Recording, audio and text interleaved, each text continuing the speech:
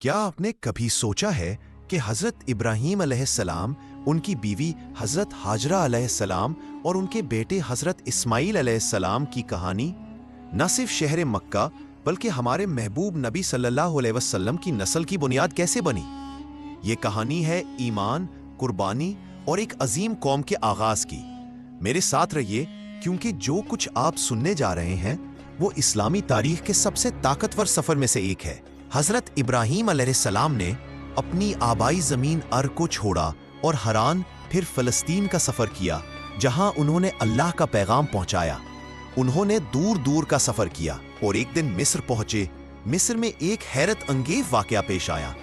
اس وقت کا فرعون حضرت سارہ علیہ السلام کو نقصان پہنچانا چاہتا تھا، مگر اللہ نے ان کی حفاظت کی۔ فرعون حضرت سارہ علیہ السلام کی ایمانداری اور عظمت کو دیکھ کر متاثر ہوا اور انہیں ایک خادمہ حضرت ہاجرہ علیہ السلام کے طور پر دی۔ بعد میں حضرت سارہ علیہ السلام نے حضرت ہاجرہ علیہ السلام کو حضرت ابراہیم علیہ السلام سے بیاہ دیا اور اس رشتے سے حضرت اسماعیل علیہ السلام پیدا ہوئے۔ لیکن یہ خوشی ایک عظیم آزمائش کے ساتھ آئے اور آخرکار اللہ کے حکم سے حضرت ابراہیم علیہ السلام، حضرت ہاجرہ علیہ السلام اور ننھے حضرت اسماعیل علیہ السلام کو ایک بنجر وادی میں چھوڑ آئے۔ وہ وادی جو آج مکہ کے نام سے جانی جاتی ہے۔ تصور کیجئے، ایک خشک صحرا، نہ پانی، نہ لوگ، نہ خوراک، صرف ایک ویران وادی۔ حضرت ابراہیم علیہ السلام نے انہیں ایک درخت کے پاس آج کے زمزم کے مقام پر چھوڑا، ہاتھ میں تھوڑے کھجور اور پانی کا چھوٹا سا پیک۔ پھر وہ دور چل دیے۔ کیا آپ اس منظر کا تصور کر سکتے ہیں؟ ایک ماں حضرت ہاجرہ علیہ السلام اپنے بچے حضرت اسماعیل علیہ السلام کو تھامے دیکھ رہی ہیں کہ ان کے شوہر افق کے پار غائب ہو گئے۔ ان کا دل ٹوٹ رہا ہوگا، لیکن اللہ پر ایمان مضبوط اور ناقابل شکست تھا۔ جلد ہی کھانا اور پانی ختم ہو گیا۔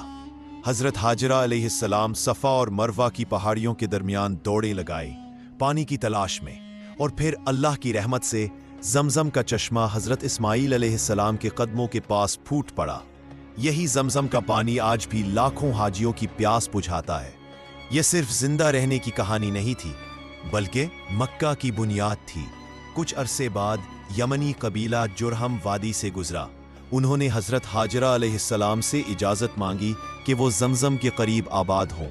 حضرت ہاجرہ علیہ السلام نے اجازت دی اور آہستہ آہستہ مکہ میں زندگی پھوٹنے لگی۔ حضرت اسماعیل علیہ السلام قبیلے کے درمیان پروان چڑھے، عربی سیکھی اور بہت محبوب ہوئے۔ حضرت ابراہیم علیہ السلام فلسطین سے مکہ آ کر اپنے اہل خانہ سے ملاقات کرتے رہے۔ تاریخ میں 4 اہم دوروں کا ذکر ملتا ہے۔ پہلا دورہ حضرت اسماعیل علیہ السلام کی شادی ہوئی تھی۔ حضرت ابراہیم علیہ السلام نے ان کی بیوی سے زندگی کی کیفیت پوچھی۔ اس نے مشکلات کا ذکر کیا۔ حضرت ابراہیم علیہ السلام نے پیغام دیا، بیٹے اپنا دروازہ بدل دو۔ حضرت اسماعیل علیہ السلام نے سمجھا اور اپنی بیوی کو طلاق دے دی۔ دوسرا دورہ حضرت ابراہیم علیہ السلام دوبارہ آئے۔ حضرت اسماعیل علیہ السلام کی نئی بیوی نے اللہ کی تعریف کی۔ اس مرتبہ حضرت ابراہیم علیہ السلام نے کہا، اپنا دروازہ برقرار رکھو۔ تیسرا دورہ آخر کار حضرت ابراہیم علیہ السلام اپنے بیٹے حضرت اسماعیل علیہ السلام کو زمزم کے قریب تیر تیز کرتے دیکھے۔ باپ اور بیٹے نے لمبی جدائی کے بعد گلے ملے۔ یہاں انہوں نے اپنے ہاتھوں سے خانہ کعبہ کی بنیاد رکھی، اور اسی وقت اللہ نے حضرت ابراہیم علیہ السلام کو حکم دیا کہ لوگوں کو حج کی دعوت دے، اور یہ دعوت آج بھی لاکھوں لوگوں کے دلوں کو چھو رہی ہے۔ سب سے بڑی آزمائش وہ تھی جب حضرت ابراہیم علیہ السلام نے خواب میں دیکھا کہ اللہ نے ان کے بیٹے حضرت اسماعیل علیہ السلام کی قربانی کا حکم دیا۔ باپ اور بیٹے دونوں نے مکمل طور پر فرمان برداری دکھائی۔ جیسے ہی حضرت ابراہیم علیہ السلام قربانی کے لیے تیار ہوئے، اللہ نے فرمایا، اے ابراہیم، تم نے خواب کو پورا کر لیا، اور حضرت اسماعیل علیہ السلام کے بجائے ایک مینڈھا قربان کیا گیا۔ یہ خالص تسلیم اور اللہ پر کامل بھروسے کی آزمائش تھی۔ حضرت اسماعیل علیہ السلام کے 12 بیٹے ہوئے اور ان سے کئی قبائل پیدا ہوئے۔ ان میں نبیت اور کیدار تھے۔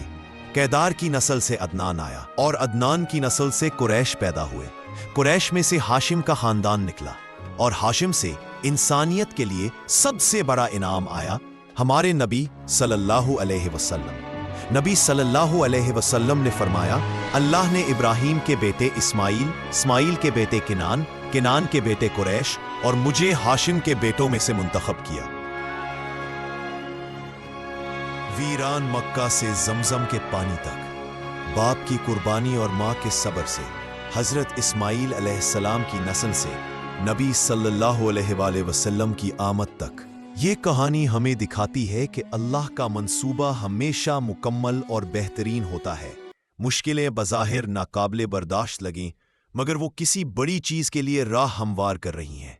तो अगली बार जब आप जमजम पिएं, काबा देखें या हज की अजान सुने, याद रखें ये सब हज़रत हाजरा अलैहिस्सलाम के कदमों, हज़रत इस्माइल अलैहिस्सलाम के सब्र और हज़रत इब्राहीम अलैहिस्सलाम की तस्लीम से शुरू हुआ। अगले हिस्से में हम देखेंगे कि किस तरह अरब के कबाइल परवान चढ़े और कुरैश ने किस तरह अज़मत हासिल की कब्ल अज़ पैदाइश नबी सल्लल्लाहु अलैहि वसल्लम। रहे हमारे साथ।